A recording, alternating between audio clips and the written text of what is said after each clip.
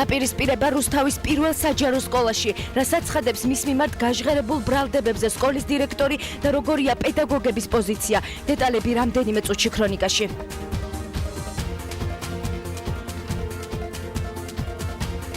როგორ ხდება ქალაქი ახალ 2016 წელს და მოსტონთ თუ არა რუსთაველებს წინა საახალწლო დეკორაცია.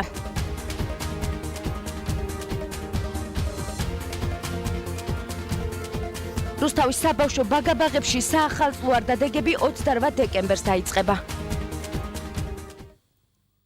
კიდევ ერთხელ მოგესალმებით, თქვენ უყურებთ ქრონიკას 9-ის ნახევარზე, მე ნინო კაპანაძე ვარ. დაპირისპირება რუსთავის პირველ საჯარო სკოლაში. რამდენიმე თვიანმა ფარულმა კონფლიქტმა სკოლის ადმინისტრაციასა და პედაგოგების გარკვეულ ჯგუფს შორის დღეს საჯარო განხილვის სახე მიიღო. პედაგოგების ერთი ბანაკი, როგორც ამას თავად პედაგოგები უწოდებენ, სკოლის დირექტორსა და ადმინისტრაციას ფსიქოლოგიურ ზეწოლაში და სასწავლო პროცესის უხეშ ჩარევაში ადანაშაულებენ. საქმეს განათლების სამინისტროს აუდიტი სწავლობს, რასაც ცხადებს მის მიმართ გაჟღერებულ ბრალდებებზე სკოლის დირექტორი და როგორია პედაგოგების პოზიცია, რომლებიც დაპირისპირების მიუხედავად საკუთარ საქმიანობას სკოლაში კვლავ განაგრძობენ. თემის დეტალები მარიამ სოლოღაშვილის და გიორგი გოლიჯაშვილის რეპორტაჟში. სიტყვის უფლება იზრდება ჩვენ სკოლაში და შეურაცხყოფილად ვიგრძენთ. პირველ საჯარო სკოლაში მასწავლებლების გარკვეულ კატეგორიასა და დირექტორს შორის ურთიერთობა მას შემდეგ დაიძაბა, რაც 2014 წლის სექტემბრიდან სკოლაში ახალი დირექტორი დაინიშნა. პედაგოგების გარკვეული ნაწილი ხელმძღვანელს ფსიქოლოგიურ ზეწოლაში და მათ საქმიანობაში უხეშად ჩარევაში ადანაშაულებენ. ამის გამო მათმა ნაწილმა პირადი განცხადების საფუძველზე სკოლა 2015 წლის ივლისში დატოვა. ნაწილი კი პედაგოგიურ საქმიანობას პირველ საჯარო სკოლაში დღემდე განაგრძობს. ადმინისტრაციასთან დაპირისპირებული პედაგოგები ქრონიკასთან იმ პრობლემებზე საუბრობენ, რომელიც ლალი მდივნიშვილის დანიშვნის შემდეგ გაჩნდა. მათი თქმით, მდივნიშვილმა სკოლის პედაგოგები ორ ნაწილად გაყო, მომხრეებად და მტრებად. ჩვენთვის მუდმივად, არასამუშაო გარემოა, იმიტომ რომ პედაგოგები დირექტორმა დაყო ბანაკებად. მასწავლებლები ორ ბანაკად, თავისიანებად და მტრისიანებად. მტრისიანებში მოიაზრებიან ის ადამიანები, რომლებიც მაგალითად ბედავენ და ყოფილ დირექტორს გზაში ესალმებოდნენ, რომელიც გაათავისუფლა ახალმა დირექტორმა.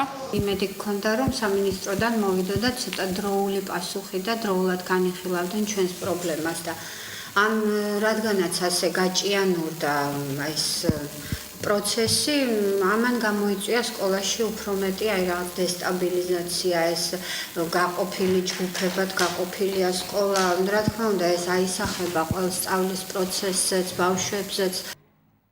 სკოლაში დაძაბულ ვითარებას ადასტურებენ ის პედაგოგებიც, რომლებიც ლალი მდივნიშვილის ბანაკის წევრებად მოიაზრებიან. ისინი ფსიქოლოგიურ ზეწოლაზე არა, მაგრამ დაძაბულ ურთიერთობებზე ღიად საუბრობენ და აღნიშნავენ, რომ ეს სასწავლო პროცესზეც აისახება. ორბანაკად არის გაყოფილი სკოლა, რაც მიუღებელია და ქალბატონმა ლელამ რო აღნიშნა, რომ ბავშვებმა არიციან, ბავშვებმა ყველაფერი ძალიან კარგად იციან, განსაკუთრებით ეს სოციალურ ქსელში გავრცელებულ სტატიებზე მიდის მერე გარჩევა, რაც მიუღებელია, ხო, ბავშვებამდე ეს არ უნდა მიდიოდეს. რომ გავერთიანებულიყავით და ურთიერთობა დალაგებულიყო, მაგრამ მაინც არ მოხერხდა დღემდე ფაქტი სახეზე არის. სკოლის დირექტორი ბრალდებებს უარყოფს და აღნიშნავს, რომ ყველა ბრალდება, რაც მის მიმართ გაჟღერდა, უსაფუძვლო და აბსურდულია. ლალი მდივნიშვილი ურთიერთობების დაძაბვის კონკრეტულ მიზეზს ვერ ასახელებს, თუმცა აღნიშნავს, რომ პედაგოგების ის ნაწილი, რომლებიც მის წინააღმდეგ გამოდიან, საკუთარი ინტერესებისთვის იბრძვიან. მდივნიშვილი უახლოეს მომავალში აღნიშნულ ბრალდებებთან დაკავშირებით სასამართლოში სარჩელის შეტანასაც არ გამორიცხავს. არ მეშინი არავისი და არაფრის მე მართალი ვარ. ნამდვილად მე არავის ფსიქოლოგიურ ზეწოლას არ უწევ, მე არავის სტრესულ მდგომარეობაში არ ამყავს, მე ვცდილობ, რომ ის ვალდებულებები, რაც ქვეყნის წინაშე დავიკისრე, პირნათლად შევასრულო. იმდენად არასწორი ბრალდება წამიყენეს, რომ ალბათ ამას უყურადღებოდ არ დავტოვებ და აქაც ყველანაირი კანონის წესის დაცვით, ალბათ აქაც განვითარდება მოვლენები. ქრონიკა დაინტერესდა, რამდენად აისახება პედაგოგებსა და ადმინისტრაციას შორის არსებული დაპირისპირება მოსწავლეებზე. ისინი პირად საუბრებში აღნიშნავენ, რომ სკოლაში სიტუაცია ყოველდღიურად უფრო იძებება და ეს ორივე მხარის დანაშაულია. მშობლები კი აცხადებენ, რომ პრობლემა დროულად თუ არ მოგვარდება, სკოლის დირექციის განთავისუფლების მოთხოვნით სასწავლო დაწესებულებაში საპროტესტო აქციები გაიმართება. პირადად ჩემი შვილი ძალიან უკმაყოფილო არის. ამასთან დაკავშირებით და მე თვითონ მინდა რომ აქცია მოვაწყო სკოლაში. ყველანაირი მშობელი დავიბარო და ყველანაირი მშობელთან ერთად მინდა რომ აქცია გავმართო. რა სახის აქციაზე საუბრობ? რა სახის აქციაზე ვსაუბრობ და პირადად დირექტორზე მაქვს მე პრეტენზია. რა პრეტენზია გაქვთ კონკრეტულად? რაც ეს დირექტორი დაინიშნა, მის შემდეგ ეს სკოლას აღარ გავს. თემასთან დაკავშირებით საქმის კურსშია განათლების სამინისტრო. ისინი დირექციასთან დაპირისპირებული პედაგოგების განცხადების საფუძველზე საქმეზე მოკვლევას აწარმოებენ. გარკვეული პროცედურების დაცვის გამო კი პროცესი ამ დრომდე გრძელდება. განათლების სამინისტროს აუდიტის სამსახურში იყო წერილი შემოსული რამდენიმე ამ თემასთან დაკავშირებით და ჩვენი აუდიტი იკვლევს ამას. მეტი დეტალებს ახლა ვერ გეტყვით. დაპირისპირება, რომელიც პირველ საჯარო სკოლაში პედაგოგებსა და დირექციას შორის რამდენიმე თვის წინ დაიწყო, დღემდე გრძელდება.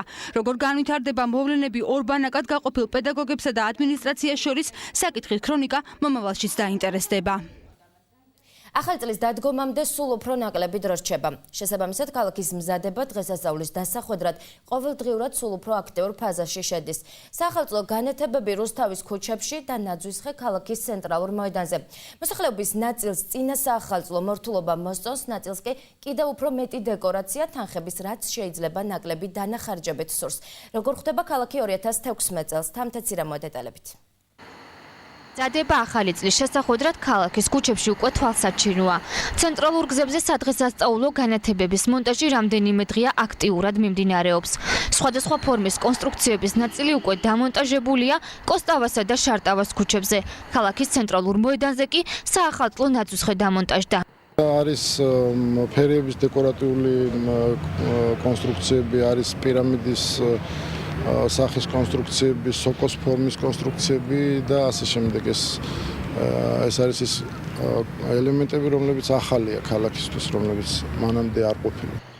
რუსთაველებს საახალწლო დეკორაციები მოსწონთ, თუმცა განათების კიდევ უფრო გამრავალფეროვნებაზე საუბრობენ.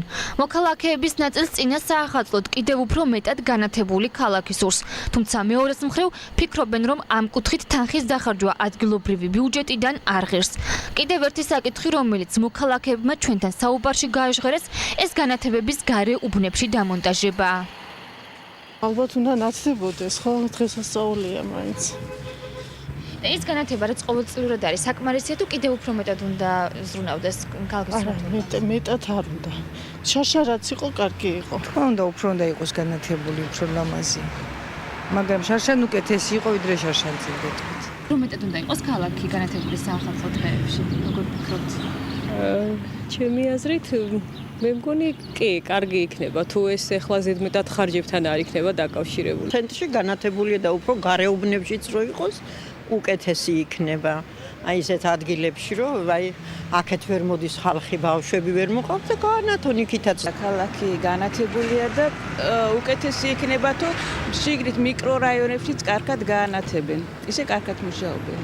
უკეთესად თუ იქნება განათებული, უფრო ლამაზი იქნება. თანხის მხრივ ბიუჯეტი უნდა დაიხარჯოს ადგილობრივი ბიუჯეტი.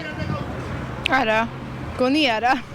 მაგრამ თუ უფრო ლამაზი იქნება და დამატებითი ხარჯები თუ არ იქნება ამისთვის საჭირო, უფრო უკეთესი.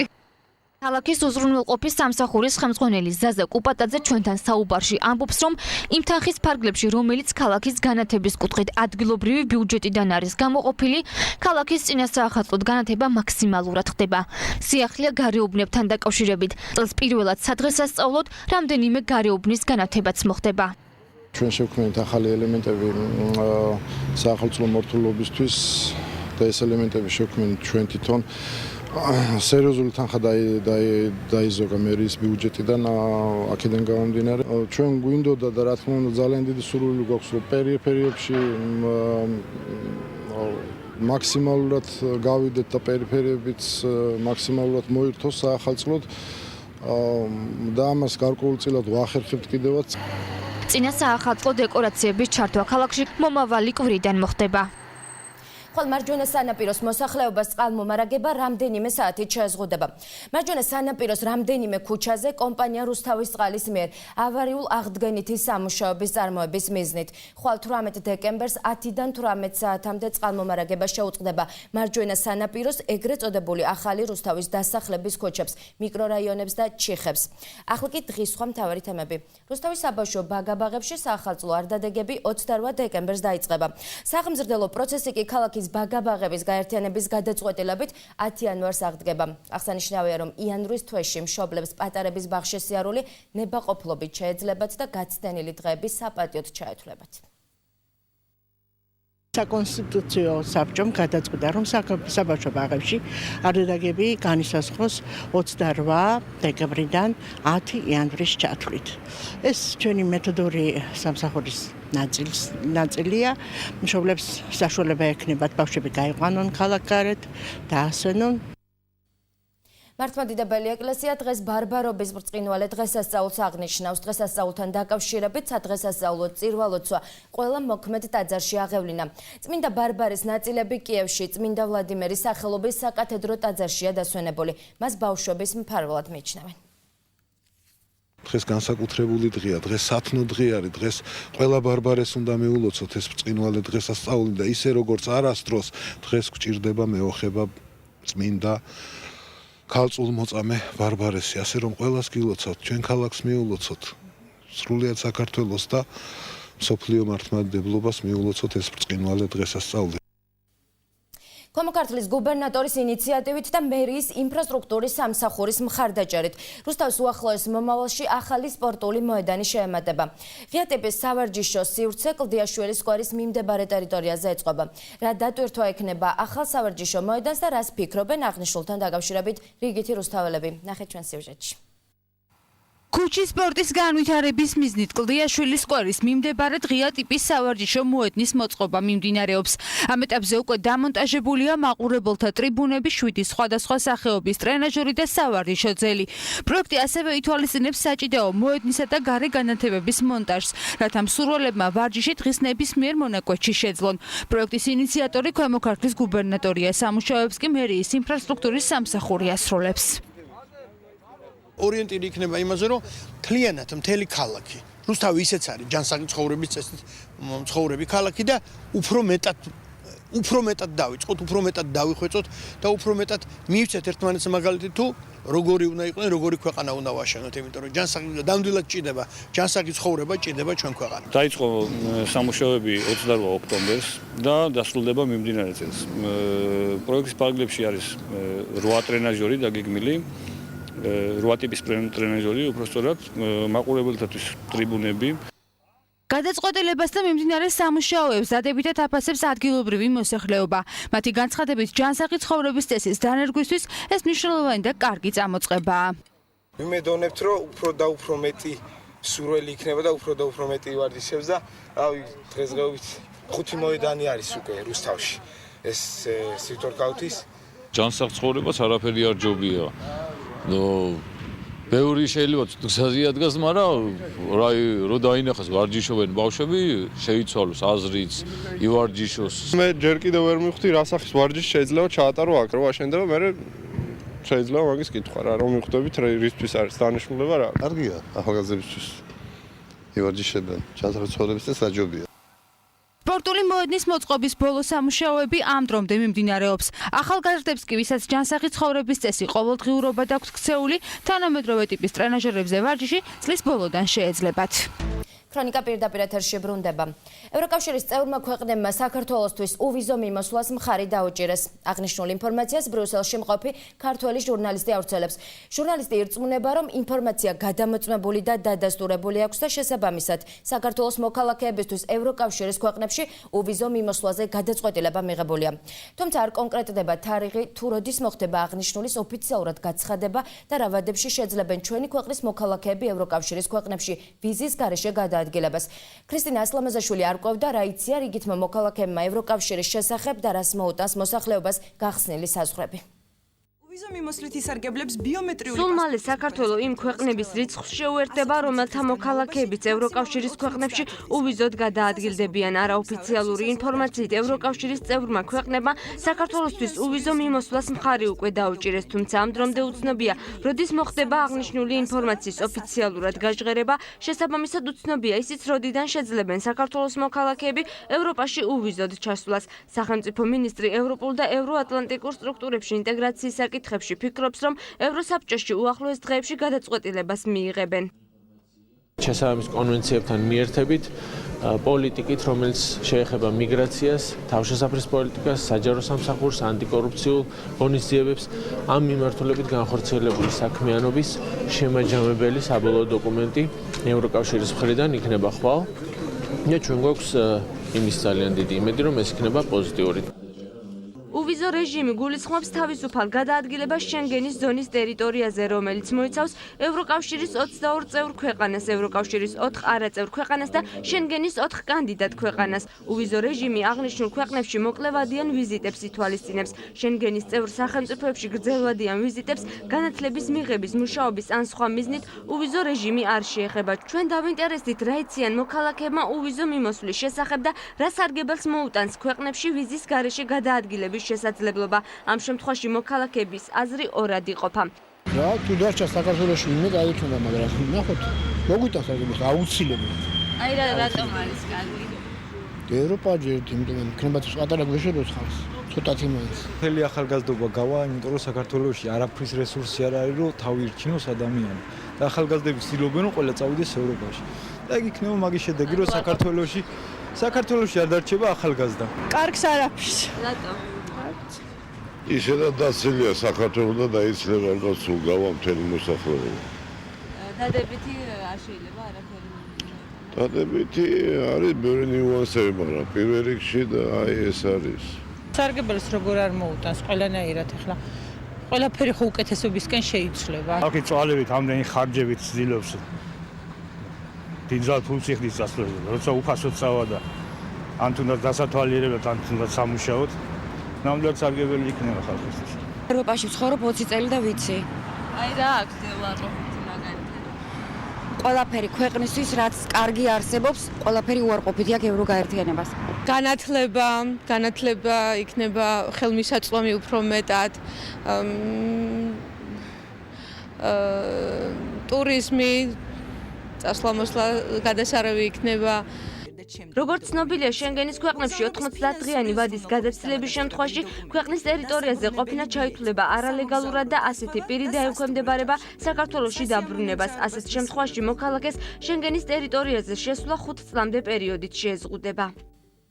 საქართველოში საწვავი ბოლო 2 თვის მანძილზე 10-დან 15 თეთრამდე გაიაფდა. ამის მიზეზი კი მსოფლიო ბაზარზე ბარელ ნავთობზე უპრეცედენტოდ დაბალი ფასი გახდა. საწვავზე ფასმა იკლო, თუმცა 6 ერთეული თეთრით გაძვირდა ბუნებრივი აირი. რას ფიქრობენ აღნიშნულ ცვლილებებზე ჩვენი თანამოქალაქეები და რასაც ხედავენ ნავთობ იმპორტიორთა კავშირში? მარიამ სოლოღაშვილის და გიორგი გოლიჯაშვილის სიუჟეტი. საწვავზე ფასმა კიდევ დაიკლო, ამჯერად თითქმის ყველა ტიპის ნავთობ პროდუქტზე ფასი 4-დან 6 თეთრამდე შემცირდა. ამის მიზეზი მსოფლიო ბაზარზე არსებული ბარელი ნავთობის ფასის მნიშვნელოვანი კლებაა, რომელიც სხვა ქვეყნების მსგავსად საქართველოსაც აისახა. საწვავზე ფასი თითქმის ყველა ბრენდირებულმა კომპანიამ დაწია. მნიშვნელოვანი ცვლილება არა ბრენდირებულ ავტოგასამართ სადგურებზეც. აქ ფასმა 10-დან 12 თეთრამდე იკლო. მოსახლეობა მიმდინარე პროცესით კმაყოფილია და იმედოვნებს, რომ მსგავსი ტენდენცია მომავალშიც გაგრძელდება. აღისახება ჩვენს ყოველდღიურ ცხოვრებაზე. კარგი, უკეთესი იქნება მეტიც რომ დაიყოს. 10 ლარით ეკონომიას იძლევა. კარგია ძალიან გეცნობა. თუ უფრო გაიაფდება, კიდევ მადლობელი ვიქნა. არ დავკვირვები რა, მაგრამ უბრალოდ სიამოვნებს სხვა რო არაფერი რომ გახედავ და დაიწია ფასმა. საწვავი გაიაფდა, ბუნებრივი აირი კი 6 თეთრით გაძვირდა. არადამძღოლების უმეტესმა ნაწილმა დაბალი ფასის გამო საკუთარი ავტომობილი ბუნებრივი აირის სისტემაზე გადაიყვანა. ამის გამო მძღოლები უკმაყოფილებას გამოთქვამენ და აცხადებენ, რომ პროცესები არაადეკვატურად მიდის. მონოპოლია აქვს შევდებული ხელში ამას ამაღათავის. თავის დღეზე რატომ მიიღეთ გადაწყვეტილება, რომ ხევა და ესე გადასულიყავით? იაფიჩდებოდა და მით ბენზინთან შედარებით. ყველა გადავამერე ბენზინზე საწვავზე და ისე. თუმცა თავის დროზე ალბათ იმიტომ მიიღეთ გადაწყვეტილება, რომ ხევადი აირი ბევრად უფრო იაფი იყო. ნავთობ იმპორტიორთა კავშირში აცხადებენ, რომ საწვავზე ფასების კლება მოსალოდნელი მომავალშიც არის.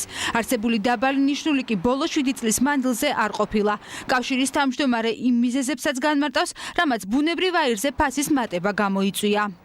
ეს არის სადღაც 25-30 თეთრიანი შემცირება. ნოემბრის თვეში იყო კიდე დამატებით ორჯერ 5 თეთრი შემცირებული, ანუ ჯამში 10 თეთრით. და მინდა გითხრათ, ალტერნატივა იმისა, რომ ფასები მომავალში საწოლზე, როგორც მეკითხარით, ჩვენ დასაბედნიეროდ ლარი ინარჩუნებს სტაბილურ ვითარებას დოლართან მიმართებაში. ეს ყველაფერი არის იმის წინაპირობა, რომ საწოლზე ფასების კლება მომავალშიც გაგრძელდება.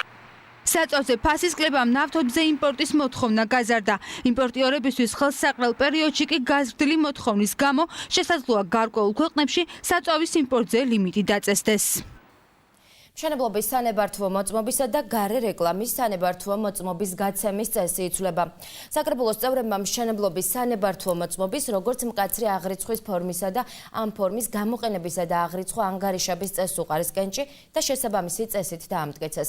ცვლილებები ეხება გარე რეკლამის სანებართვო მოწმობების, როგორც მკაცრი აღრიცხვის ფორმისა და ამ ფორმის გამოყენების და აღრიცხვა ანგარიშების წესსაც. რუსთავის მერიის ადმინისტრაციის იურიდიული განყოფილების უფროსის ნათია შელეგიას განცხადებით, ახალი რეგულაციები ახალ კანონმდებლობასთან მაქსიმალურად არის მიახლოებული. სანებართვო მოწმობები წარმოადგენს მკაცრი აღრიცხვის ფორმებს, რომელიც არის მესამე კატეგორიის მარტივი მკაცრი აღრიცხვის ფორმა, რომელიც იბეჭდება შესაბამისი სპეციალური პოლიგრაფიული საწარმოს მიერ, რომელსაც აუცილებლად უნდა ჰქონდეს შესაბამისი რელიეფური დამცავი ბადე. აღნიშნული სანებართვო მოწმობების გასაცემად მომზადებას უზრუნველყოფს მერიის არქიტექტურის სამსახური. თავად არქიტექტურის სამსახური უზრუნველყოფს ამავე დადგენილებით განსაზღვრული სპეციალური ჟურნალის შევსებას, რომელიც ასე უნდა იყოს ზონარგაყრილი, დანომრილი, დალუქული. საქართველოს სტრატეგიებისა და საერთაშორისო ურთიერთობების კვლევების ცენტრის წარმომადგენლები მარნეულის მუნიციპალიტეტში ადგილობრივ მაცხოვრებლებსა და არასამთავრობო სექტორის წარმომადგენლებს შეხვდნენ. საქართველოს ევროპულ სტრუქტურებში ინტეგრაცია, ვიზა ლიბერალიზაცია, თავისუფალი ვაჭრობა და ევროპული ღირებულებები. ეს იყო მთავარი თემები, რომლის გარშემოც დღევანდელ შეხვედრაზე იმუშავეს. პროექტის მთავარი მიზანი მოსახლეობის ინფორმირება და ქვეყნის ევროპული და ევროატლანტიკური არჩევანის გარშემო საზოგადოებაში არსებული სტერეოტიპების დამსხვრევა.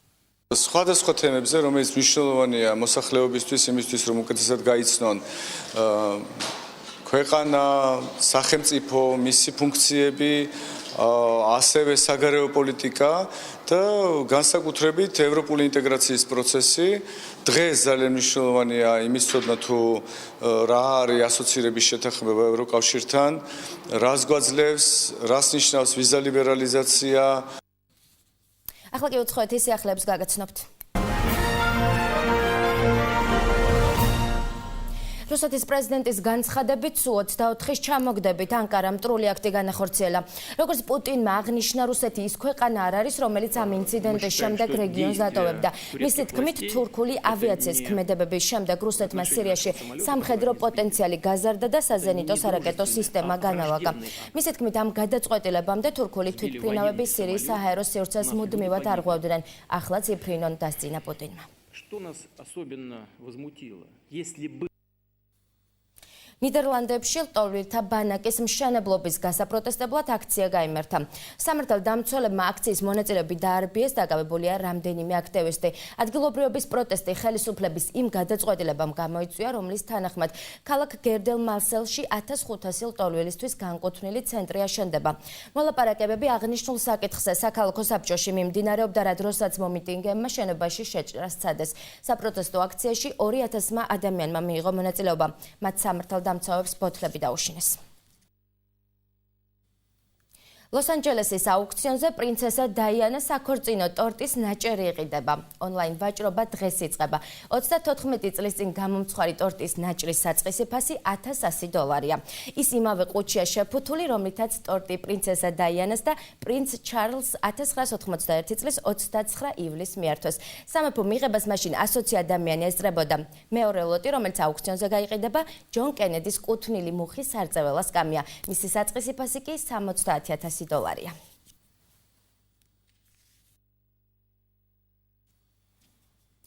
საქართველოს და მოსალოდნელი ამინდის პროგნოზი. ხვალ დასავლეთ და აღმოსავლეთ საქართველოს უმეტეს რაიონებში მშრალი და მზიანი ამინდია მოსალოდნელი. 21 დეკემბრამდე დასავლეთ საქართველოში ჰაერის ტემპერატურა 11 გრადუსამდე მოიმატებს, ხოლო აღმოსავლეთ საქართველოში +4, +6 გრადუსის ფარგლებში დაფიქსირდება. რაც შეეხება ჩვენს ქალაქს, რუსთავში კვირის ბოლომდე მზიანი და უნალექო ამინდებია ნავარაუდები.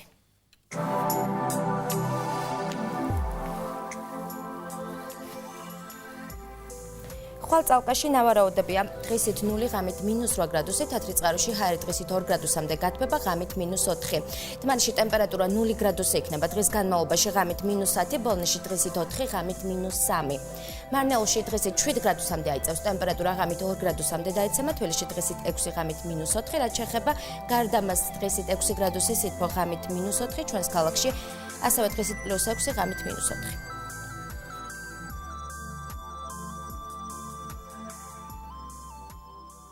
ვინ გეგმავს რა უნდა გაკეთდეს ქალაქისთვის, გარეგანათება, გამწვანება, სანიაღვრები და ზოგადად ქალაქის კეთილმოწყობა. როგორ იყო რუსთავი 1 წლის წინ და როგორია ახლა? თემები და საკითხები, რომელზეც რიგითი რუსთაველები კამათობენ. სტუდია 4-ის შეკითხვებს თვითმმართველობის IP უზრუნველყოფის სამსახურის ხელმძღვანელი ზაზა კუპატაძე უპასუხებს.